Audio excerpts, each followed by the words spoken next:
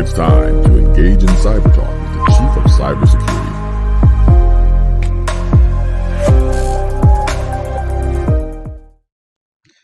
Well. Today is very special to all my listeners and audience. I have Mr. David Meece here. We have so much to talk about. Uh, I will say that LinkedIn is powerful, and this is how I met Dave. But before we even start to have a long discussion about LinkedIn and some of the things that we're going to talk about, I'm going to let Dave spoil all the secrets. I'm going to let Dave explain to everyone who he is. But Dave, how are you doing today? I'm doing great. Oh, I appreciate you bringing me on the show. I'm delighted to be here. that's Yep. outstanding. A little bit of history, I tell everyone that I met you through LinkedIn, and you and I carry similar initiatives that will be discussed. But before we even get into the discussion, I just want you to break down people to who you are, where you're from, where do you live, what is it that you do, and some of your initiatives and passion in life. All right. Yeah, I started out in IT. It's probably been a little over 10 years ago. And I just, I fell in love with it. And of course, I started working out just like a computer technician, doing like virus removal, things like that. And then I decided to, I was like, well, I really enjoy what I'm doing. So I wanted to go to get an education for it. So I went to school and got my associates, and then I went back and got my bachelor's in CIT. Then a year or so after that, I got my first IT support position, and just continued to work from there to IT system. I've done a little bit of system administration work as well. And then I fell in love with the security. I fell in love with the security side, and because I love helping people secure, defending people, businesses. And I have a passion with helping people too. That's kind of what I've been doing the last couple of years. I've been like reaching out to people, helping people on LinkedIn, doing a lot of educational things. Helping people break into cybersecurity.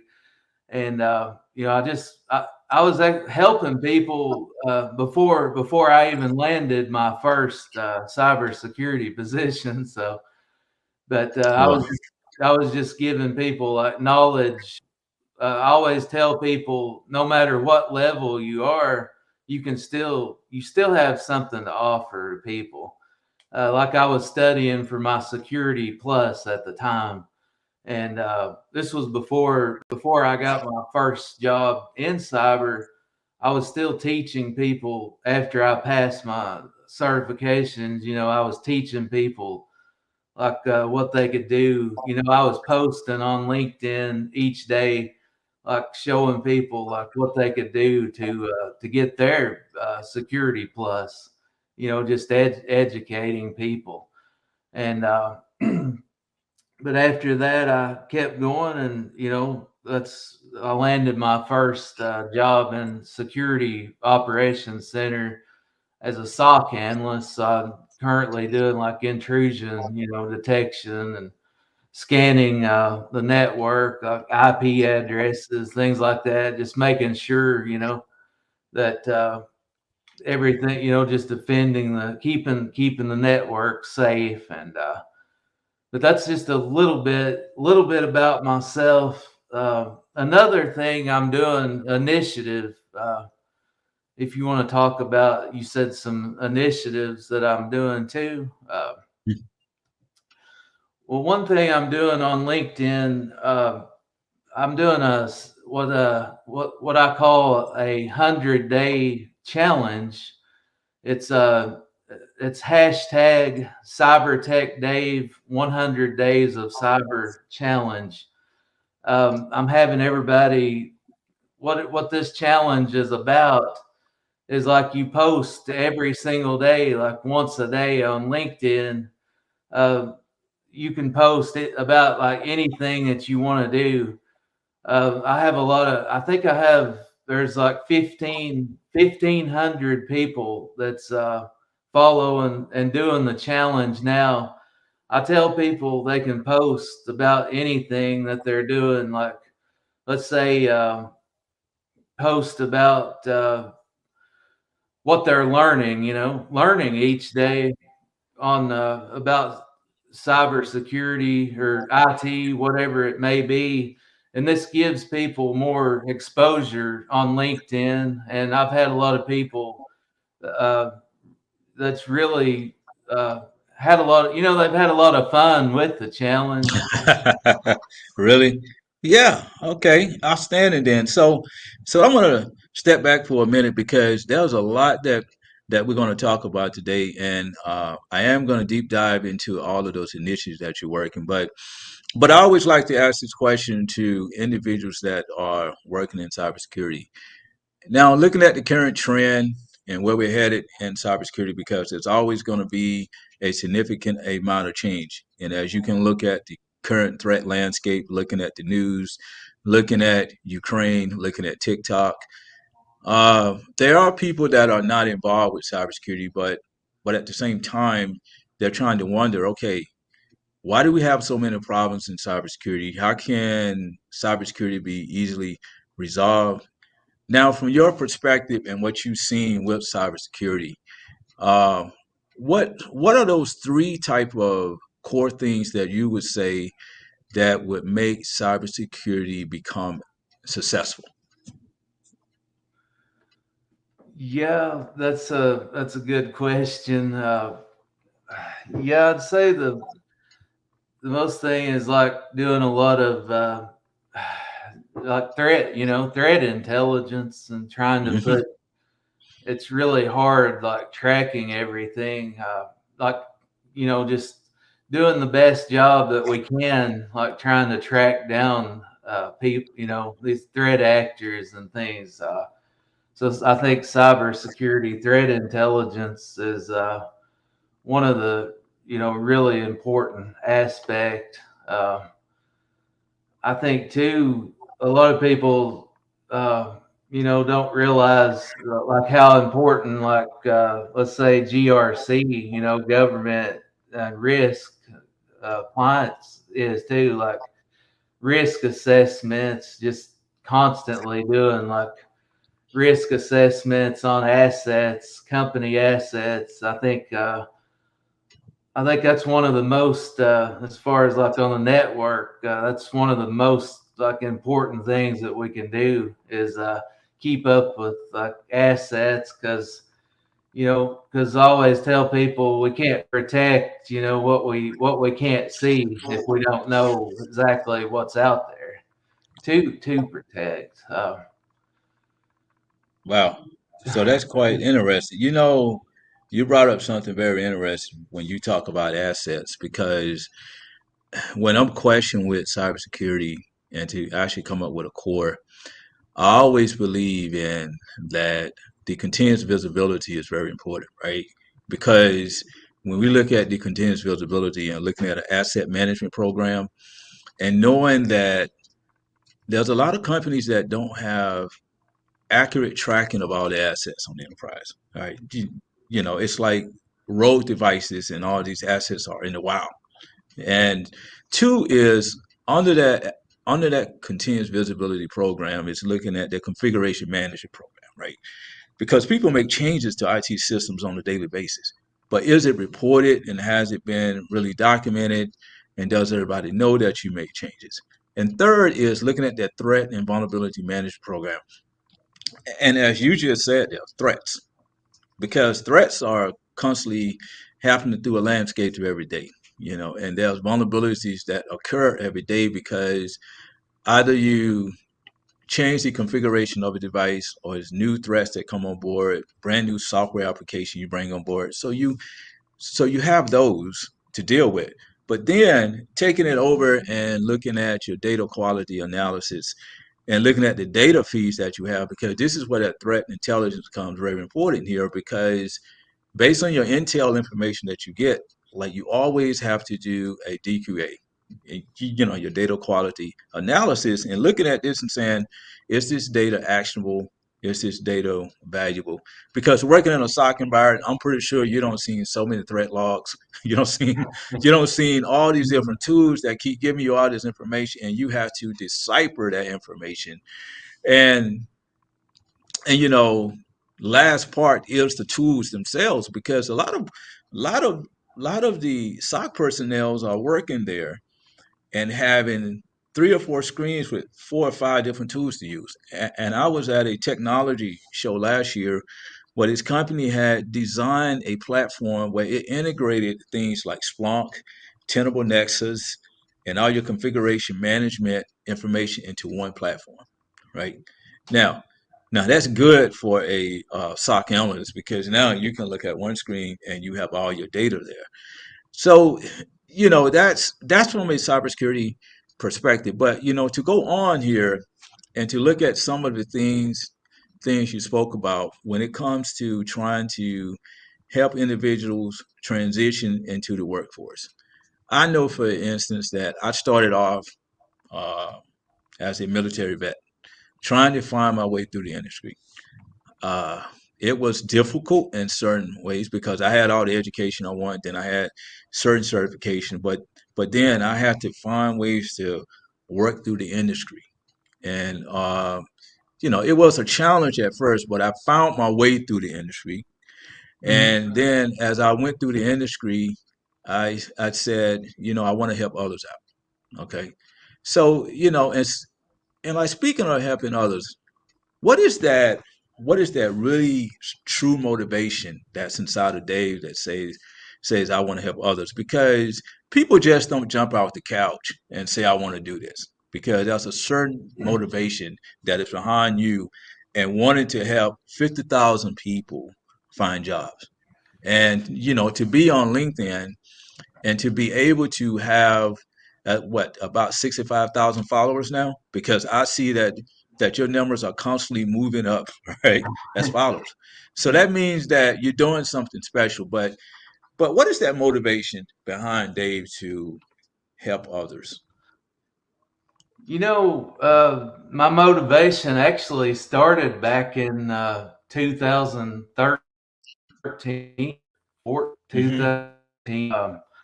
While I was going to college, to school, I love like helping people, like, let's say, starting out, like helping people with like math, college algebra, problems, solving problems, helping people, tutoring, like mentoring people then. And of course, once I got into IT and cyber, uh, I just wanted to continue. I love helping people. That's there's nothing else like it. It's just natural to me. I want to help, as many people as I can, because I know how hard it is, especially to get, into IT and cyber. It's a pretty hard job market out there. And but my motivation is just simply just the love of, just helping people. I want to see people succeed, and I want to give people as many resources as I possibly can. That, Okay. that That's Dave, that's monumental. There's a lot of people that have came onto your brand. I call it a brand. I call it a brand because a brand is something that represents a person. It's their profile. In your profile, you state that you want to help people find jobs, because in this economy here, you know how job shifts in cybersecurity. People have been told different things on what roadmap to take. People have spent enormous amount of money going through college and taking certification and still not have received a value yet when they try to get a job. So, in an essence, I always say, is it really worth spending all the money, or is it really worth just taking time out and trying to invest in something that you give that will help people vehicle and ways through the industry? Because it can get expensive. I've seen places where people are spending 15 to 20 thousand dollars and go through a 7 or 8 month program. Right now, you know, the end state states that when you complete this program, you are supposed to find $100,000 job. Somebody that never had worked in IT before. I don't know if that's true, but that's a fraud marketing scheme. So just go in and look at what you do versus some of all the things that other people have seen. I want you to break it down to the audience there about CyberTech Dave brand program and what actually makes it so effective. Okay, that's what I tell people is the first thing you want to do is find a focus, because we have so many people that comes and says, well, I want to be in cybersecurity. Well, I mean, it's cybersecurity. It's so broad, and it's like trying to pick a sport. I tell people, it's like trying to pick a sport. You need to try to figure out whether you want to be on the defensive side, offensive. You know, to try to figure out where you need to be, because it's just like what you said about talking about roadmaps, like a literal like roadmap. If you don't know where you're going to, how are you supposed to learn what you need to accomplish before you get to that destination? So I try to tell people to really try to pick a focus, and then maybe start off with the free stuff. Let's say if they're on the defensive side, go with like let's defend platform, because I really which I'm not affiliated with them, no such way, but I know they have good, especially for like if you want to be SOC analyst, let's defend platform. You can learn like all kinds of defensive things. And let's say I tell people, to always try to find as many free resources, like try hack me. That's another one that I point people to, because that's where I started out too. It's just kind of poking around on different things like that, and I tell people there's really no certain roadmap to follow. But like of course I also got my Security Plus certification. I think that's a really good baseline, because a lot of jobs, require, if you have a Security Plus, it fulfills the what is it, the DoD requirement. Right. Well, the requirement that I'm talking of. DOD, DOD IT level 2. Yeah. Level DO, two. That's yeah. it. Yeah. Yeah. IET level 2. Yeah. But So, yeah, and then I tell people too, just to don't be afraid. Don't be afraid to reach out to recruiters. Hiring managers. Just network with people. Reach out, see if you can have like a 15-minute coffee chat, just to talk about their day-to-day activities. Job duties, things like that. I think that can go a long ways too. And I tell people to be sure to follow up with the recruiters, because they have so many people. If you don't stand out, you got to make yourself stand out. And also, like for people that's just trying to break into the or get into the industry, I tell people to do like to be sure to put stuff on their resumes, like different kinds of labs. Let's say if you work in a home lab, be sure to put that on your resume, and talk about that in interviews. Like talk to whatever home labs that you're working on. Be sure to, that way you can stand out, and talk about that if you get interviews. Be sure to talk about what you're doing every day in your home lab that transitions to whatever job that you're applying for. You just brought up something very, very important here because I was speaking to some students that were going through an IT training course, and they were telling me that that one of the challenges that they've seen with the job market is that you have to have so many skill sets, and they don't have the opportunity to work on a platform. So I told them about YouTube. I said there's a lot of vendors like these technology tool platforms like Tenable, Splunk, QRadar, or Exonias. In any of those platforms, you can go out there and go through the training for 3 hours because of videos that show you how to use the platform. Now, when you go to a job interview, you can say that you have not professionally worked on it, but you've actually been through the training.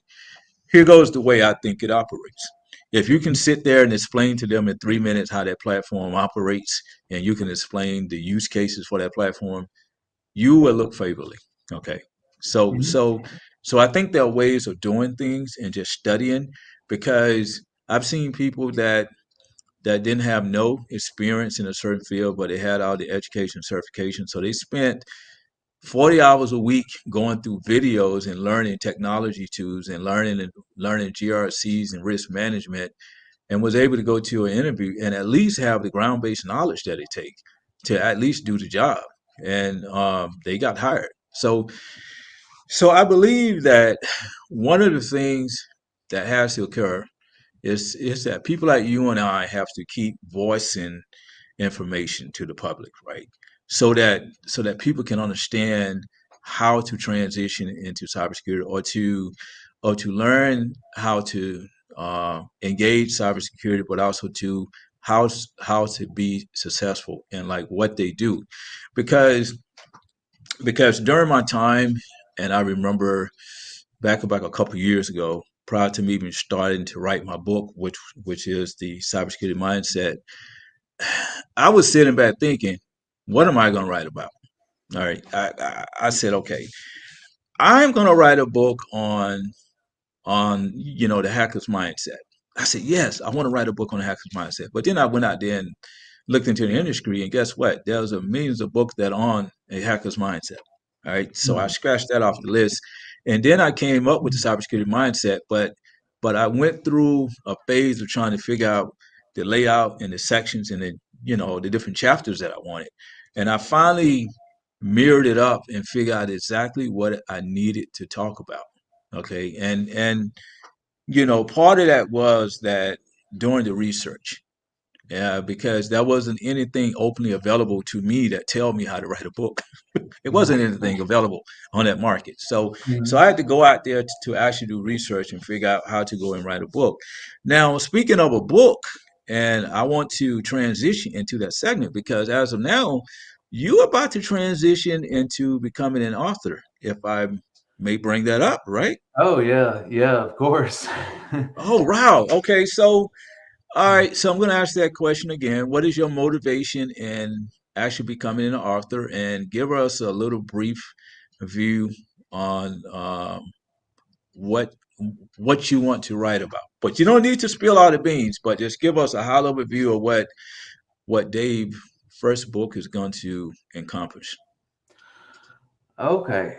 Yeah, I'm in the process of actually working on, which I've been working on a book to help people get into IT or cybersecurity.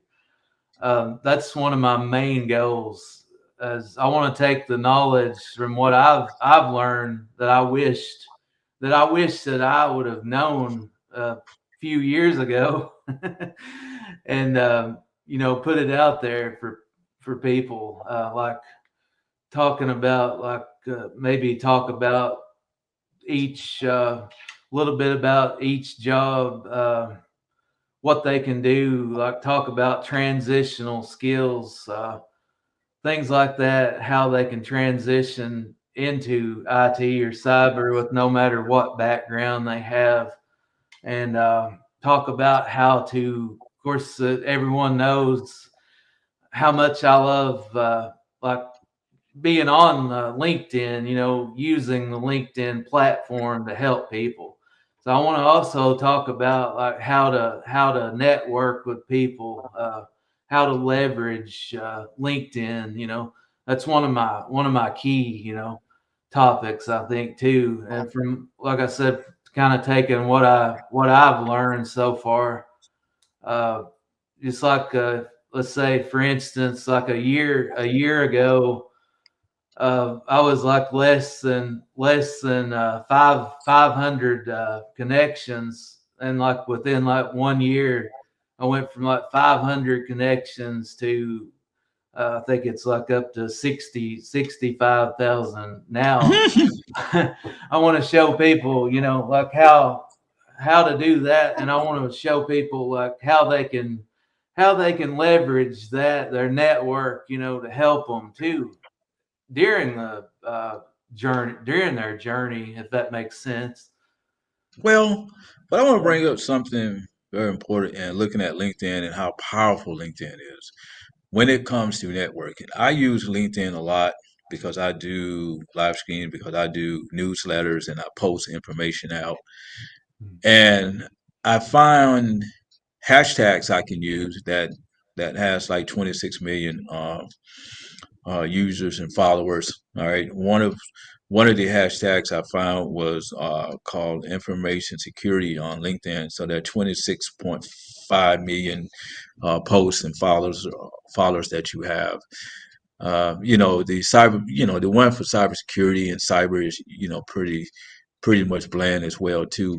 So, so what I did was I just went out to, um, well, there is a little secret. If you go to LinkedIn and if you go to search, if you put hashtag, and if you put, the name of the hashtag, it will populate and show you how many posts and followers that you have for that particular hashtag.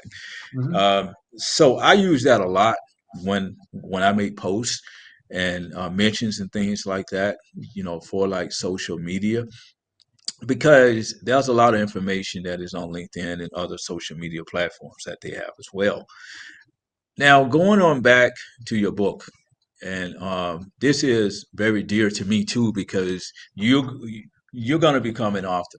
Okay, Yeah. like you're already doing great now, extremely well at getting the followers on LinkedIn, and I have no doubt that when your book become published, I mean you're going to expand everywhere, right? You could be on major outlets and major channels, but with your book itself, all right, I know what you want to accomplish with the book. Uh, for the listeners out there, and to go and look at the value of the book itself, and now looking at the workforce, so we can look at the workforce and say it's going to show you how to transition into the Mm. workforce. It's going to talk about cybersecurity. Are there any other areas that you think that your book could focus and help people on when it comes to cybersecurity, workforce, or the technology, or just life in general? Oh, I think I'm going to focus a lot on my book too about like let's say like social or like customer service, let's say skills, for instance. I'm going Hmm. to focus a lot because I think that's really important to to have, especially in cybersecurity and IT, because a lot of people they don't realize how important, the like what I went back to, like transitional skills, what I was talking about earlier. I think that's one thing I really want to focus on in my book is like transitional skills. Hmm. If that makes sense. Okay. Yeah. Yeah, Trends. because a lot of people, especially let's say like people like coming out of high school or college, just trying to put themselves out there. I want to try to help them to get like point them in the right direction, if it, to where they need to go to. All right. So when it comes to transitional skill sets, I can sit here and draw a list up because I, as a veteran, know how your transferable, skill sets operate. What have you seen out there? I guess some of the challenges that people have when they're trying to transition their skill sets over. Uh, from the audience, I guess, because I know a lot of people reach out to you on a daily Mhm. basis and ask you questions. I think a lot of times people they don't know how to word it. Like they'll be like, how do I word my transitional skills on my resume to apply to this certain position? I'll give you a good example of a lady that I know. She became a SOC analyst. She used to be a nurse. Mhm. So what she did, this will give people for the audience a good example of how to put transitional skills on their resume. What she did was, like a nurse is good at doing, let's say, assessments, like nurse, assessments meant. Uh, so she applied that to her resume, like for like risk assessments. And then let's say like she was like under a lot of stress, like good and stressful situations, being a nurse. So she was able to write, to that on her resume for being like a SOC analyst, being able to handle like being on the front line, like incident. See, she kind of like incident response, where she would respond to different things. Being a nurse, so she was able to like take all of that information, like doing like health assessments, things like that. And able to like transition and write it out to tailor that toward her uh, SOC analyst position. And she's actually a SOC analyst now, so she did get a job in it. So it can be, it don't matter what background you're from. You can always find, like I said earlier, it could be like customer service. Let's say if you came from a restaurant background, you're going to have a lot of customer service skills. You could you could transfer from food service. Just another example, you could say, like what I said earlier about customer service skills. Talking to the customers every day, taking care of the business and being like face to the face to the companies. So there's Okay. all kinds of transitional skills that you could apply. You know, in this art of the cybersecurity field, and now that we talked about transitional skills, because cybersecurity falls into three different areas, really, because you have your administrative and you have your technical and your operational side of cybersecurity, and with the administration comes management. So there's a lot of people that have management skills and leadership skill sets that can be transferable over to cybersecurity. When I look at the technical area, uh, uh, we are in a technical society. A lot of people know how to use a mouse and to navigate through a computer, right? So that's just like if someone was being taught how to do a vulnerability scan. Most people are used to looking at a menu, right? And going through and figuring out exactly what is supposed to happen. So I think that anyone can be trained. I think it's part of the motive, part of being most motivated. Now, the operational side is very important because that's daily work activity, all right? Figuring out what exactly supposed to happen and putting all the work tasks into process and operational ways of looking at threat logs, looking at different monitors, taking data in and seeing what's accurate and what's not. Even if you think about someone that works at one of the E911 centers, right? A 911 operator. Imagine taking one of them, one of them personnel, and transition them over to cybersecurity in a SOC environment. Mm-hmm. Okay, if it would be a seamless process because that person understands emergency, person understands the art of communication, the person understands how to look at information and tell you when there is a problem, right? Even if someone is a security guard and watching an intrusion system, because normally you're going to get some indicators, right, that tell you something has intruded. So the only other piece that can be added on is the cybersecurity piece. So I think that many people, excuse me, can be transitioned over to Oh, yeah. transition into cybersecurity. You and I can sit and have a strong discussion on transferable skill sets and how to take everything I just stated about is to transition that over to a SOC environment.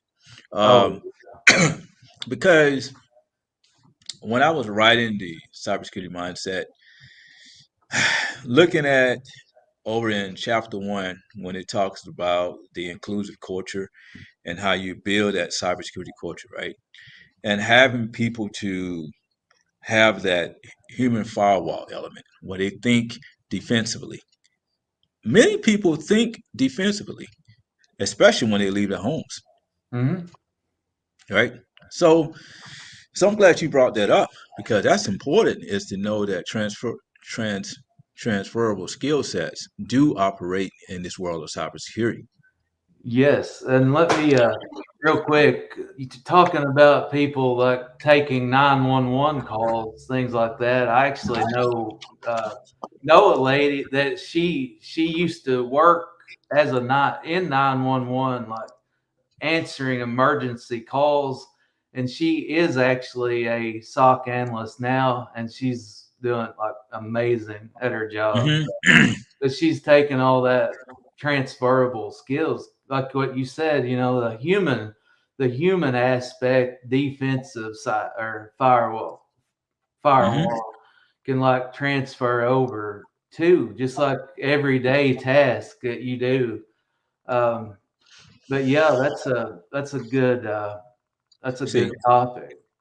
well, all of that is part of that all of that is part of the cybersecurity mindset, really. And because when I wrote the book, I took into consideration all genre of people and saying, okay, how can I really write information in a very simplified format that anyone can read and understand how cybersecurity operates around their life, or if they're involved with cybersecurity, how can they engage it more successfully, right? Mhm.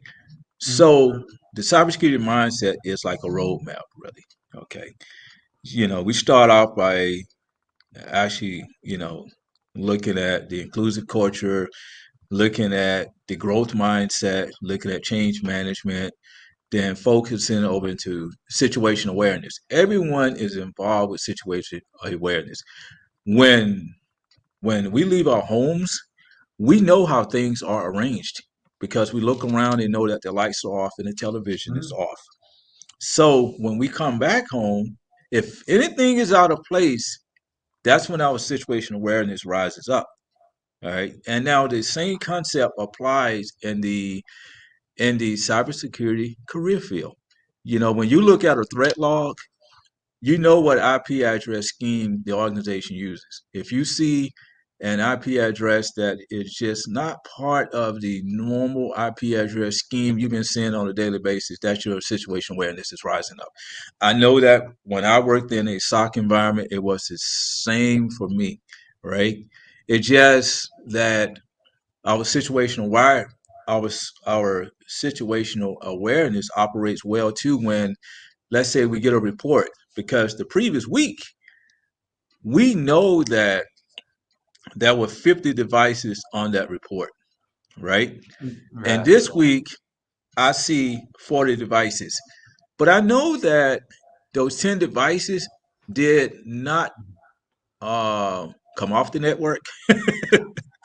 See, now that's my situation awareness. And people use that on a daily basis, especially if you work in somewhere like HR, because if someone say, okay, Mhm. there are 50 employees that are in that department. Okay, those are the numbers for this month. Well, next month you see 40. You go like, well, nobody has left that department. So your situation awareness Right. transition over. And part of that is having that environmental knowledge and knowing about the environment that you work in. See, because you and I could carry this conversation about transferable skill sets for, wow, for a long time. And, I'm glad that you brought it up because I believe that that's going to be one of the core things that's going to encourage people to look at your product and to look at what Dave is doing and transitioning individuals over into cybersecurity. Because as of now, I've I've seen a lot of women that are transitioning over to cybersecurity as well. All right, and I made a statement once that why is cybersecurity so attractive to females, right? Why is it so attractive? And one of the things I like to say is that it gives them the flexibility of work where they can be a mom and still work at the house, right? So you can be Mhm. a cyber mom and still work at the house. Secondly, is that pay. And now I know that there's a large discussion about females don't get, equal salary income as males do. All right. Uh, Now I'm not going to denounce that statement, but I've known some females that are making a lot of money. All right. So I'm not going to denounce that statement and say that somebody was lowball. All right. Mm. And I'm not gonna, denounce that statement, okay? Because I'm pretty sure somebody out there tried to go practice that and say, well, she's a female. Well, I'm gonna pay her under the salary range and so forth. But to look at this market here, I've always thought that cybersecurity introduces a new wave now because it is intriguing to a lot of people. And I think a lot of women are finding a whole lot of attraction to cybersecurity because now you get a chance to be a digital parent as well. Because digital parenting is very important because I did a live stream last year which talked about digital parenting and looking at the PlayStation games and looking Mhm. at the cell phones and how parents have to be kind of savvy at technology now. Dave, I will say that there's a lot that you and I can be talking about, and I would not want this to be the last time that you ever come to my show. So I'm going to ask you now, will you come back again? Oh yeah, of course. Oh, wow. Okay, I okay. That's would love to come back. okay. Okay, then because I did contribute and say that your book is going to be a winner, and I can't wait until your book comes out. How is the cybersecurity mindset working for you?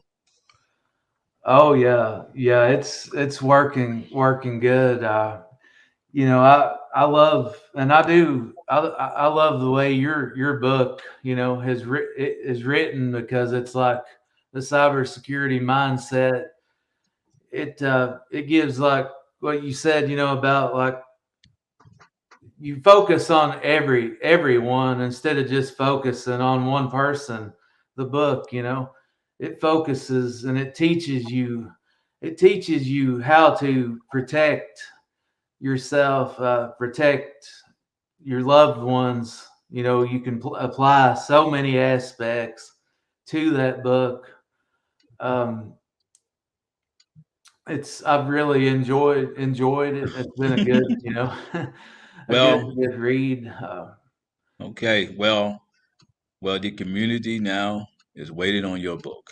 All right, Dave. So when it does come out, you and I are gonna have a discussion about the book itself and carry on.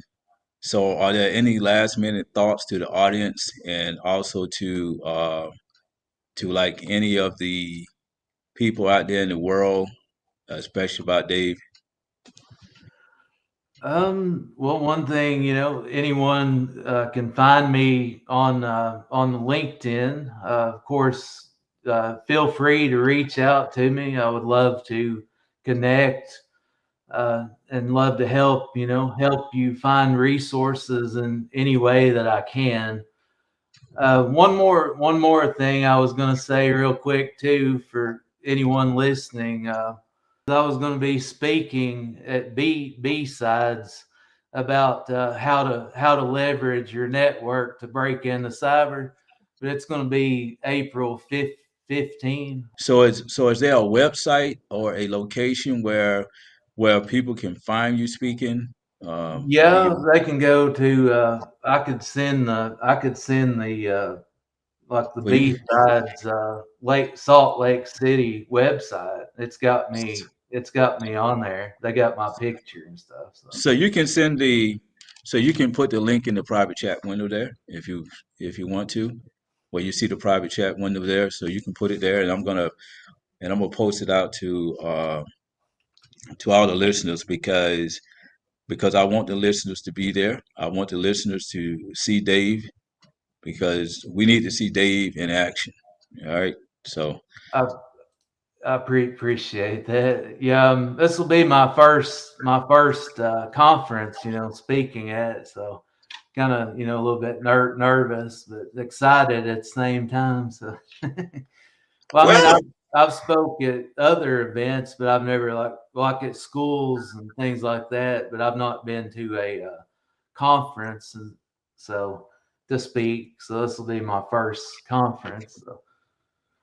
wow. Well, you know what? That's gonna be well, that's kind of at most important then for you to be at that conference speaking because I'm pretty sure there's some folks that would actually want to hear you do that. And I'm glad you posted it here. So what I'm gonna do here is that I'm gonna take this link here, Dave, and I'm Mhm. gonna put it in the banner up there. So we're Okay. gonna really put it. So we're gonna put this in the banner here so that people can see exactly everything that you just spoke about and to just make it happen. So that's right there is where it's gonna go. So what about that? That sounds good. Oh yeah, yeah. That sounds good. I appreciate it. I just thought I'd stop and see because it was coming up on the April 14 and 15. I didn't know how long it would take to put it out. So All right then. Well, what I tell you what then, it's been a great time talking with you. This has been one of the greatest sessions I've been having, and I've always wanted to bring you on board. And likewise, I am going to look at in the future, seeing ways that we can collaborate together as well too. All right? all right, that sounds good. All right then. So you take care. All right. You too, Dewayne. I appreciate you. Okay. We'll talk to you later. All right.